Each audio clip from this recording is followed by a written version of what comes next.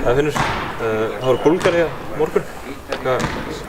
Menn vel stemdir fyrir þessu verkefni? Já, gott að koma heim og spila leika á þessum árstíma heimavelli. Það er alltaf meðan að körfuboltinn er á fullu og menni finnir standi, þannig að það er gaman að koma heim og það er fyrst og fremst skemmtilegt. Búlgararnir eru svona léttlengandi hrattlið og maður búist við svona skemmtilegum leik þar sem að svona, já, verður vonandi mikið hraði. Vika í Tékklandi og svo komið heim í gær. Leikur á morgun. Eftir langt ferðalag situr það ekkert í mönnum?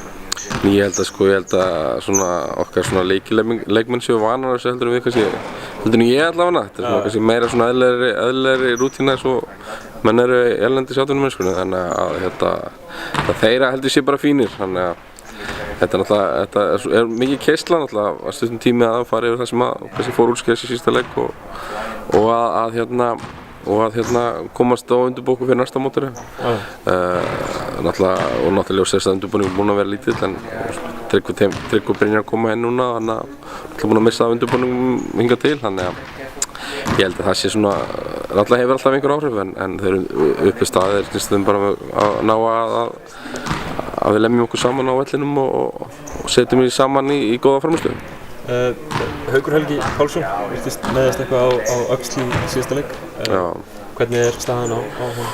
Hann fekk hann á högg í andlitið og datt illa á öxlina og stífnaði allir upp og hann verður með á morgun, en hann er aumur og æfði ekki í dag svona til öryggis. En ég hef enga trúður heldur en það er búinn að hitna og skella smá hittakrem á þetta að hann verður klár í slaginn. Erum við búin að ákveða segið 12 manna hópinn? Já, ég held að það sé á hreinu. Það er ekki að láta það uppi? Ég veit aldrei hvað maður má þegar maður er svona aðstæðsfjálfari, hvað má og hvað má ekki, þannig að leyfum topnum að tilkynna það. Nú fáum við Tryggva inn í þennan seinni leik þessa klukka. Það hlýtur að vera ánægilegt fyrir liðið. Jú, frábært sko, því að það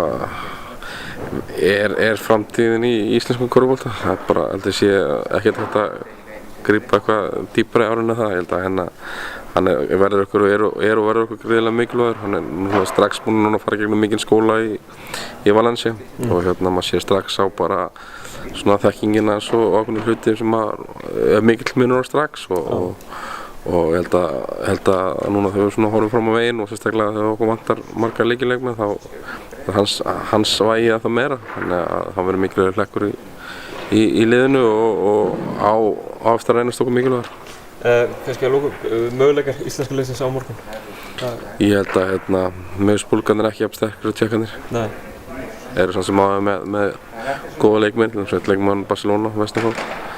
En þeir eru ekki með sömu hæð í öllum 5 stöðunum og Tékkarnir voru með og sérstaklega ljósið þessum með Tryggvi komin inn þá finnst mér allavega möguleikarnir að sigri vera til staðar á morgun, en eins og áður þá ef við náum okkur í vörninu og frákvæmstunni í gang þá skiptir lengur máli hvað annar gerist á vellinum, þannig að það er svolítið í okkar höndum hversu mikla vinnu við náum að leggja í það.